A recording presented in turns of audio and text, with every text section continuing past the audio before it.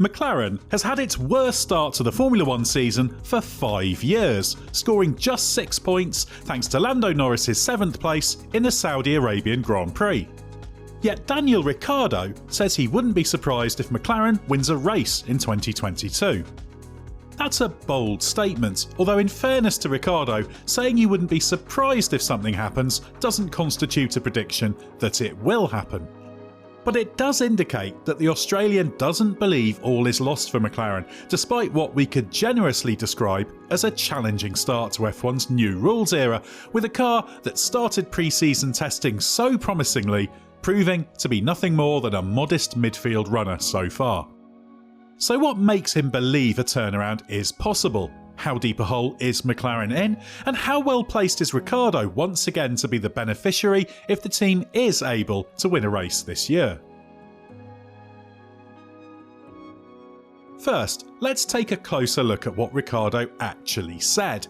It was in response to a question from the race about whether McLaren had to recalibrate its expectations for 2022, having come into the season hoping to fight for wins.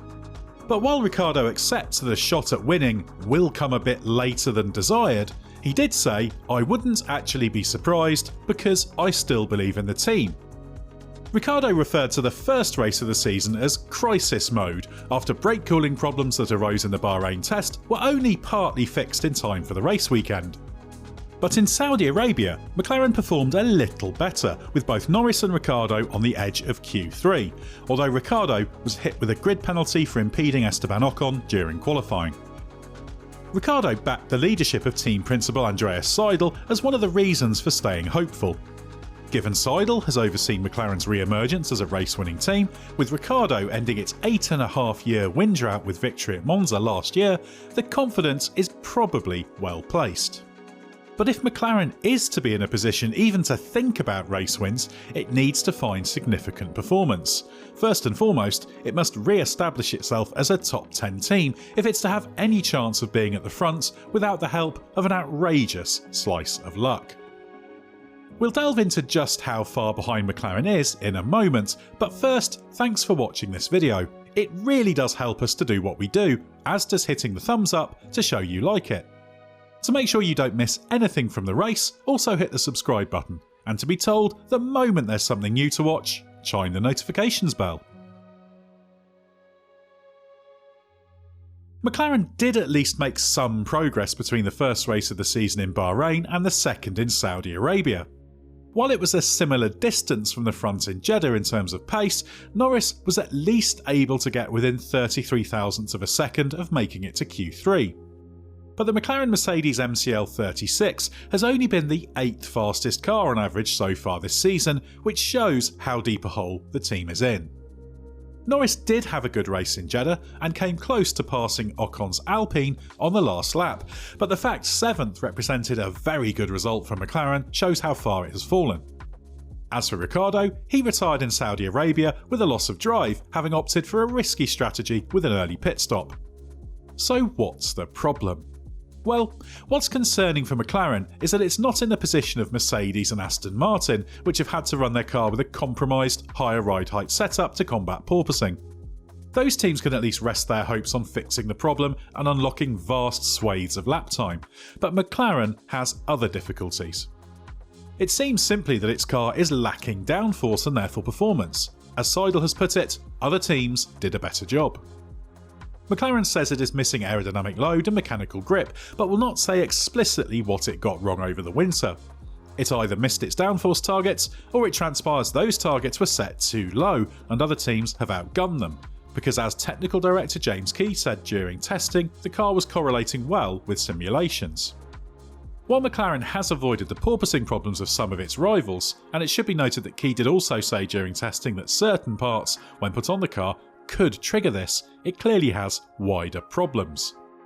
So, the MCL36 seems to have a lower baseline than its competitors, and it has been further hamstrung by the initial firefighting required during and after the Bahrain test, where it needed to rapidly design and produce a fix to the aggressive front brake cooling problems.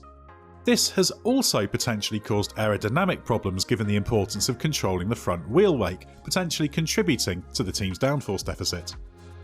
But despite the more encouraging performance in Saudi Arabia, on a weekend where it found a good setup direction and didn't have to make big changes, Norris has warned that the car likely wouldn't be any more competitive than it had been in Bahrain were it to return there.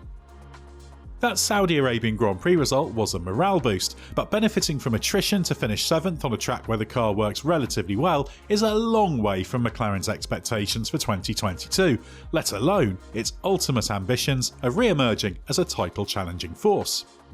McLaren's rivals did a better job of preparing for the new season. It is putting all its attention on addressing that, knowing that a failure to do so would mean that what it experienced in Saudi Arabia may be as good as it gets.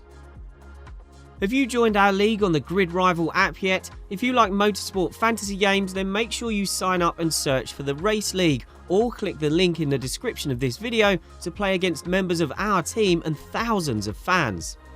On Grid Rival, you can manage your own fantasy team on what race fans are calling hands down the best fantasy motorsport app out there.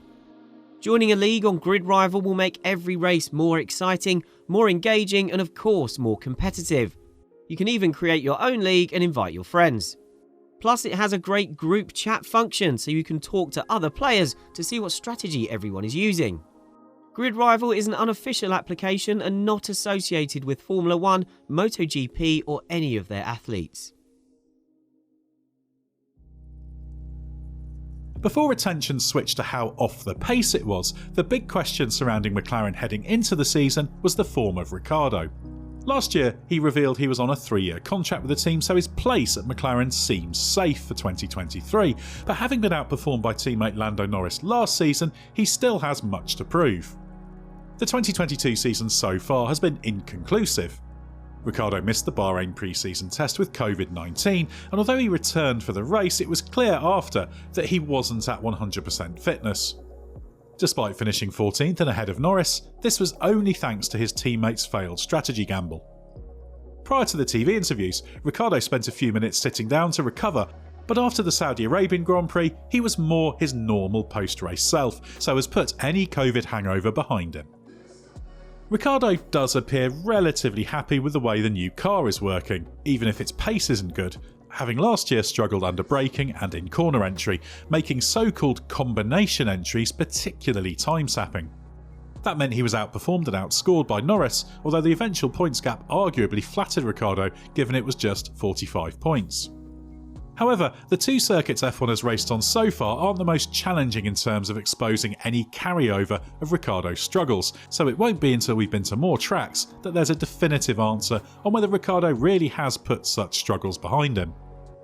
But with the significant changes to the cars, despite the fact they do inherently understeer in the low and medium speed corners, there's every chance this specific problem is behind him. The question now is, can Ricciardo match Norris for pace, as so far this season he has been slower in both qualifying sessions, albeit by just 0.122 seconds in Saudi Arabia. So the big question now is whether Ricciardo, fully adapted to this new car, can live with the pace of Norris.